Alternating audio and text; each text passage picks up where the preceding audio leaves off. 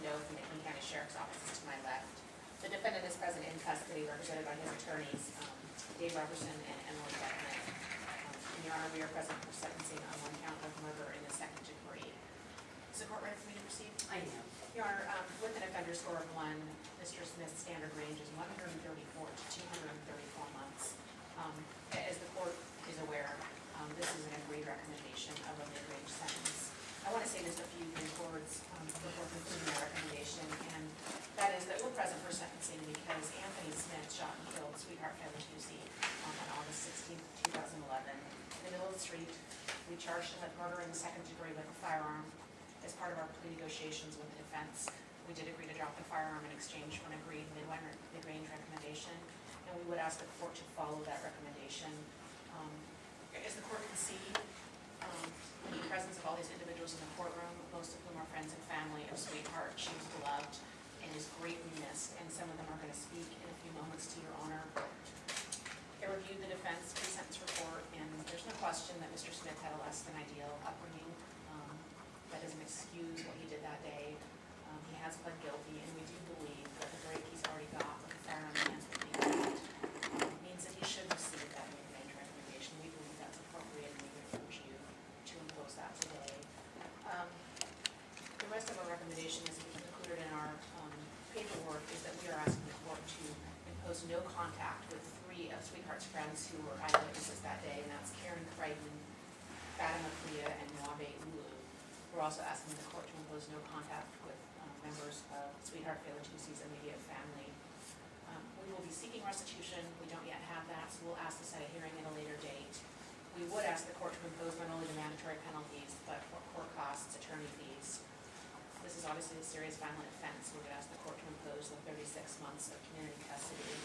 Your Honor, a couple of members of Sweetheart's family would like to speak, and one is a cousin, Tiare Failautogo, and the other is her sister, Mona Failautusi, and I'm going to ask Tiare to come up first and speak on behalf of Sweetheart. Is it okay if she stands right here? Yes.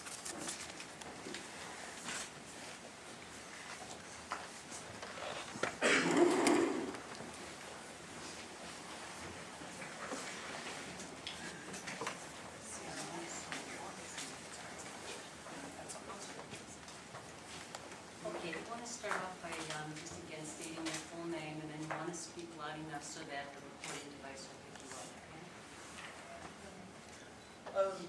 My name is Tiare Failautogo, and I'm 22 years old. Sweetheart is was my first cousin. My mom and my dad are brother and sister, just a year apart, just like me and Sweetie are. And that night, when I went to bed, just like I usually do, for work the next day, I received a call from my aunt. And she couldn't hear her at first, but she told me that Sweetie was shot and killed. And I lived right down the street from where it happened. So I couldn't believe what I heard. I started screaming, and my mom came in, and my sister. I rushed in the car, and only one pair of shoes on, and only one shoe, and we got there, and the rest of my family was already there, and I seen the sirens, the lights, and going through that has forced me to go through the hardest things I've had to go through in my life. I sat in that porta potty, pushed her face on the concrete face first. My family we couldn't go out to her. We couldn't grab her. We couldn't hold her. We sat there for almost 8 hours till the sun came up, and they still didn't come get her. I did not cry that night because I couldn't. I was numb. It was August and it felt like winter. You know, I just want you to know that whatever made you that mad for you to come back, I hope it was worth taking somebody we love very much. And you know what, I can't sit here and I'll feel sorry for you. My family, we're a very tight family. Our cousins, we don't call each other cousins, we call each other brothers and sisters. Those are all my brothers and sisters back there. We come from the same grandparents, come from the same background. It's Sweetheart. She never introduced me as her cousin. She introduced me as her little sister. She was my protector. I felt safe because I knew she was always out there somewhere. And you know, and the other thing, me and her sisters had to get her dressed for her service. That was the hardest thing too. And burying her. We buried her the next week. It's been 8 months and I finally feel like I'm moving on, and now we have to come here and I feel like we're burying her all over again. You know, it's hard for my brothers and sisters to explain to their young kids how come their Auntie Sweetheart's not around anymore. Sweetie was the type where you saw her everywhere. She knew everybody and everyone. She never judged anybody. She was friends with everybody. And I used to be mad at her because she would be friends with everybody. She never passed judgment on anybody. But I just want you to know how heartbroken my family is. My family has been through a lot, and this has broken us. It takes a lot for our family to be broken. But you know what? I don't let myself think about you, because I feel like you're still in my memories of my sister. But I just ask of you, you know, that justice be served for somebody who was stripped from us. Somebody who we saw at all the bus stops, no matter where we drove. Everywhere we drove, she was there. She would be with me most of the nights of the week, and now I can't talk to her, I can't hug her, I can't hear her. I can't get those phone calls from her anymore. I want you to know how heartbroken I am. I drive in my car by myself, and I drive by and I cry because she was always my #1 passenger. She was always there with me. And I sit there and I talk like she's next to me. I hate that I have to wear her face on a shirt. I hate I can't grab her. That night, you had a chance to walk away. You left and you came back. You had a chance to just leave things alone, and I can't understand that. And I hope other people who are out there, I hope they think about their choices and the effects it has. And that you learn from these senseless crimes. I hope it was worth giving your life up, taking somebody from us. For 3 months, I couldn't sleep right. I couldn't eat right. I would only sleep 2-3 hours a night. And it was starting to take a toll on me. I was missing work. But you know what got me through? Was the love that my family has. My family, them people back then, they are what has gotten me through. And we will make it through. We will continue to get through. And I hope when you're sitting there, I hope you sit there and I hope you think about us every day. Because we think about her all the time and how she can't be here with us. That's it. And Weaver's sister, Rona.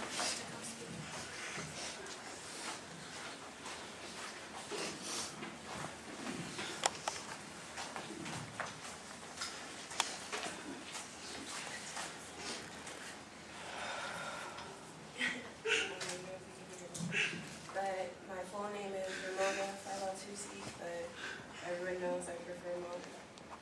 My sister's name is Sweetheart Failautusi, not Maria. She was the first girl, so Daddy named her Sweetheart. Marcella's after my grandma. She's exactly a year and some months older than me. And growing up, Sweetheart was my hero. She was who I looked up to. There was a time where I used to think she was tall. She's 5'3". She's 5'3". That's when I used to think she was tall. September 1998, we had moved to a new area, a new apartment, Combs apartment, apartment number 51, 4th floor. We had to go to a whole new school, Semi Creek Elementary. I was 3rd grade, and my little sister was 2nd, and so I was 5th. October 1st, we were walking home. We went home like usual after school, home only 2 blocks away. We got to the apartment. We're knocking on the door, and Mommy's usually home. No answer. We put our ears to the door. We hear Jerry's finger in the background, so we know somebody's home. Knocking, still no answer. I unlocked the window. Yes, I'm a 3rd grade girl who knows how to unlock the window. Sweetheart jumps in. After a few minutes, we hear her scream. We're thinking Mommy jumped out and scared her. When she opens the door, her face is red. She's crying. We don't understand what's going wrong. I go into the apartment, and I see my mom laying on the floor. She's gone, her eyes wide open. Sweetheart was the first one that had to see that. After that, I don't even remember what happened. I was being shot. The Sweetheart knew what to do. She called my oldest brother. He came and he got us. We buried Mom. Growing up, we had a rough life, yeah. There's always somebody out there who's gonna have it harder than you, and we know that. But for Sweetheart, it was hard. I know because I was one of the people who made it hard for her. I stopped talking to my sister for about a year over just little petty stuff. But I forgave her. And I knew in the end, that's my sister and she loves me just like I love her. There was a time where I got a call and she's in the hospital. She had jumped off of the roof trying to get down. She couldn't wait for the ladder and she hurt her leg. I rushed to the hospital with all the goodies that she likes, making sure, my sister's okay. Another call, her 21st birthday. She was hit by a car in an accident, messed up her leg even more. January 15th, 2010, the queen of our heart, of my family, died, our grandma, and that affected our family with so much.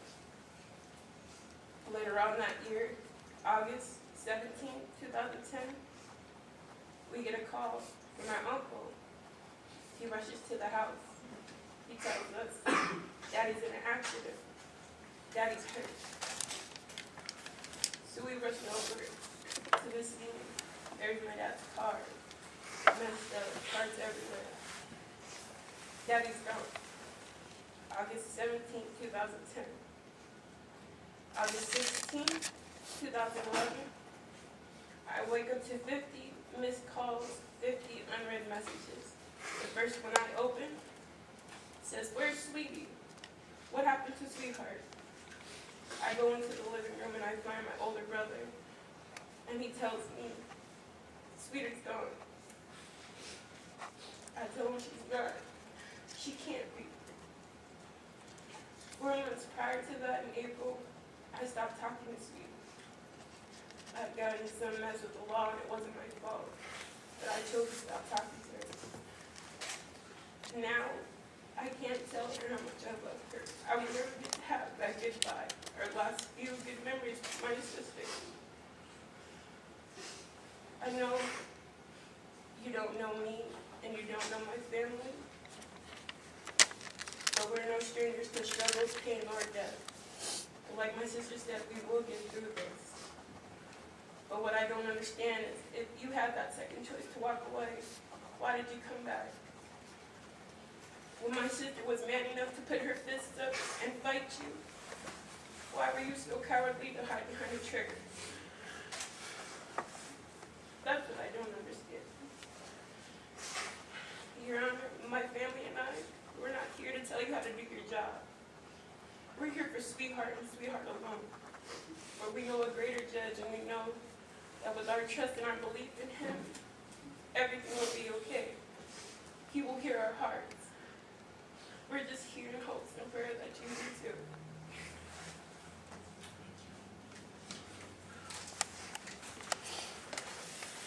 Karen, that's it, as far as this, and we need friends and families who submitted letters, and I'm assuming the court reviewed those letters prior to today's sentencing. I did. I received a multitude of letters, and I want to assure those individuals who wrote the letters, as well as those present, that I did read them. Thank you, and that concludes the state's presentation now. Thank you, Your Honor. Your Honor, there was a few letters sent, I believe, to this court that the court didn't chance to read the letter in support of Mr. Smith. I did. Your Honor, as Ms. Carlstrom has pointed out, Anthony did not grow up and an ideal lifestyle. And as Ms. Carlstrom also correctly pointed out, it doesn't excuse the behavior that happened that night. There are a myriad of reasons why the incident happened, but at the end of the day, it was unnecessary and senseless, and Mr. Smith, or Anthony, certainly understands that. The state and the defense were able to reach this agreed upon recommendation, I believe, for two reasons. And one is the lack of criminal history on behalf of Mr. Smith, and also the fact that Mr. Smith was taking responsibility. The matter was, I don't believe it was ever set for trial, but if it was only in an effort to move it off the case scheduling calendar. There is at no time any indication that this matter was going to go to trial. Mr. Smith has taken responsibility from the very beginning. This court has certainly been around a while, like myself, and understands that people wish they could take back things they did. Some things are small and don't have the consequence that Mr. Smith's actions had. But Anthony is deeply remorseful for that night in question. I don't want to try to say the name again because I know I'll butcher it, but the last young lady that spoke is right. There was a chance to walk away. This should have just ended in a fist fight, but unfortunately it did not. But I think when you look at the terrible life, or the hard life that Mr. Smith had, and the fact that he has very little criminal history, only one prior felony that was nonviolent, and that this act was out of character for Mr. Smith as well. So we simply ask the court to follow the agreed upon recommendation of the parties. We think it's appropriate. I don't have to tell the family or the court, there's no sentence that's going to make this right.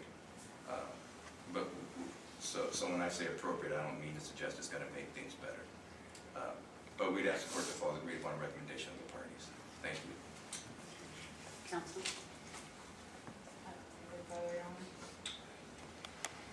Mr. Smith, each individual has the right to address the court before the court imposes a sentence, and so I want to give you that opportunity if there's anything that you'd like to say.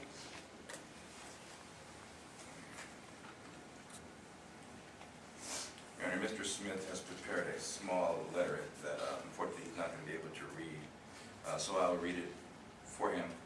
I want all of you to know that I take full responsibility for what happened that night.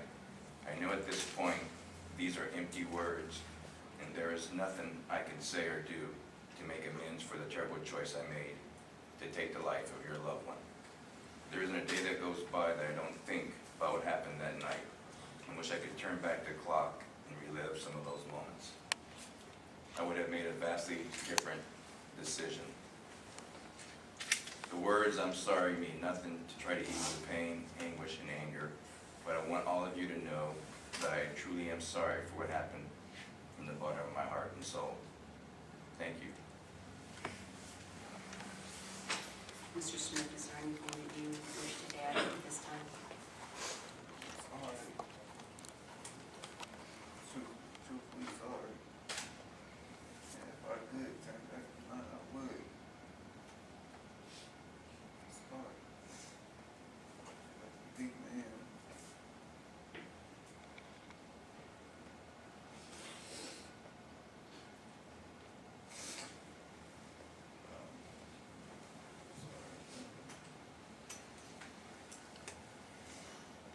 Anything else from counsel? No, Your Honor. You know, in preparing for this sentencing, after reading the submissions from defense counsel, there's no doubt in my own mind, too, the only words that come to mind are sorrow.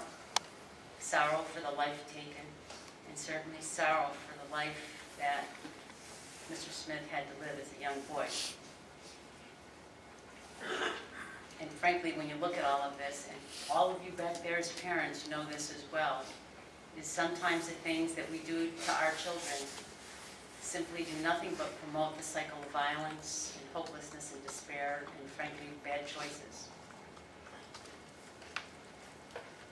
I really extend my deepest sympathy to the family. as Mr. Roberson has said, there's nothing that I can do today that will relieve the grief and the sorrow that you carry in your heart.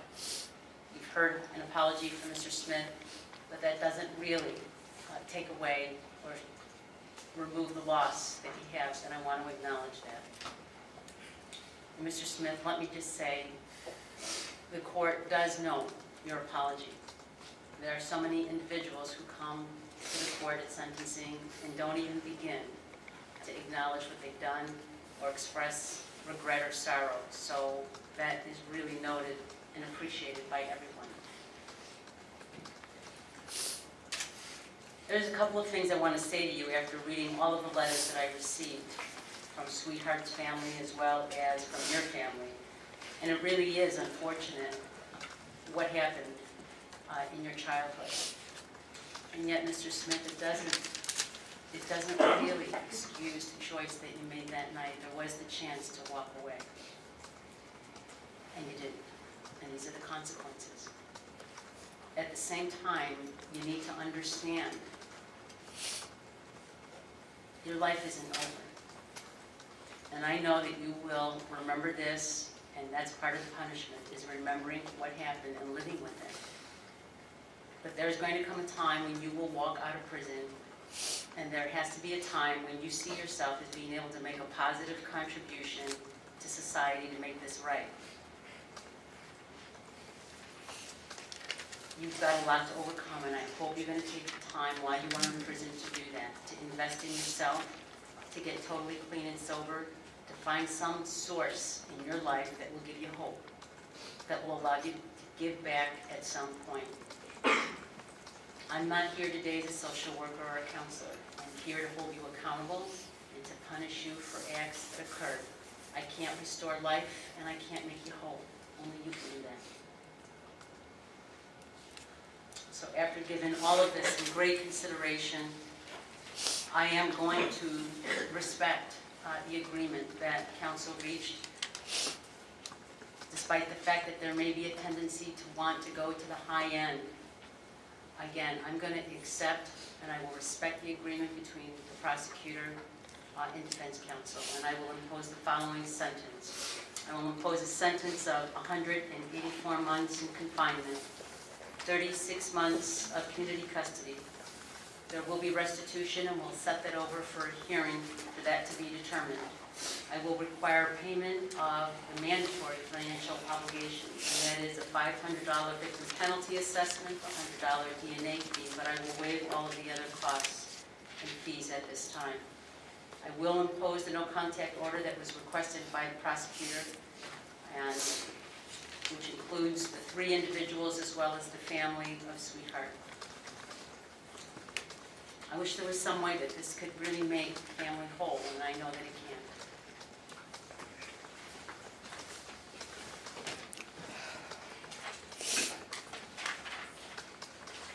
Thank you, Your Honor. Counsel has indicated the defendant would waive his presence at a future restitution hearing, and I've included that in the judgment and sentence. Your Honor, that's correct. If the state provides the defense with documentation regarding restitution, I'm fairly confident it would be an agreed upon recommendation. But Mr. Smith does waive his right to be present.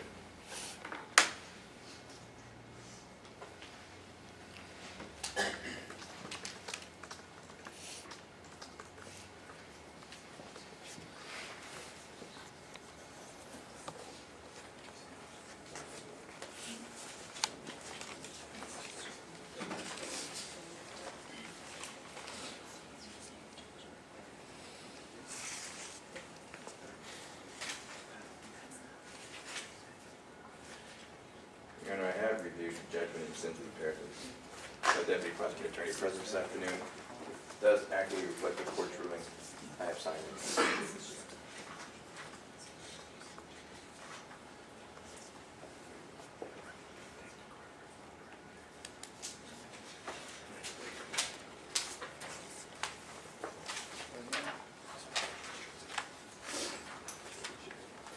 Need to sign this form that indicates you lost your right to vote in possessive firearms. You'll get a picture of that.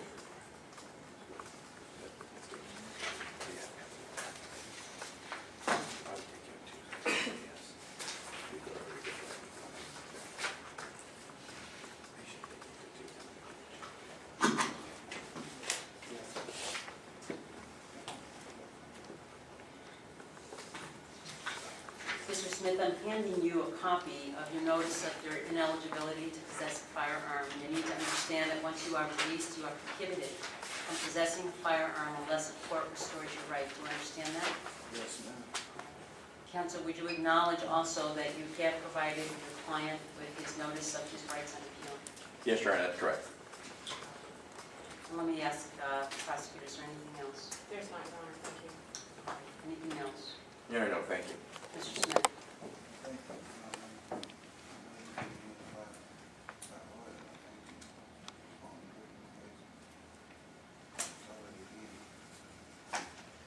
And again, Mr. Smith, I truly, and I think everybody does appreciate the apology. All right, that completes the sentence. Thank you, Your Honor. Please rise. The court is now recessed.